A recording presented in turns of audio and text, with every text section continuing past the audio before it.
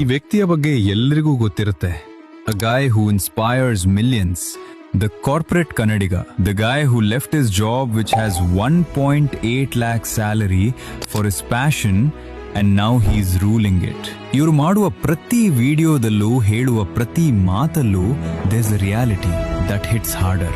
ಒಬ್ಬ middle class ಹುಡುಗನ ಜೀವನದಲ್ಲಿ ಆಗೋ ಪ್ರತಿ ಮೂಮೆಂಟ್, ಪ್ರತಿ ಕನಸು, ಅವನ್ passion, his sacrifices for his family, he is that bye.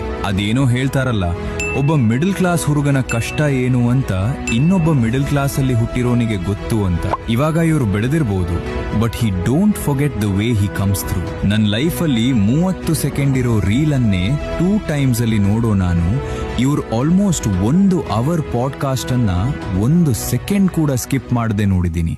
Just imagine his aura. And he is the reason that I started working on my passion. ಬಿಟ್ಟಿ motivation ಯಾರು ಬೇಕಾದ್ರೂ ಕೊಡ್ತಾರೆ, but bro tells a reality. So at the end, remember the name.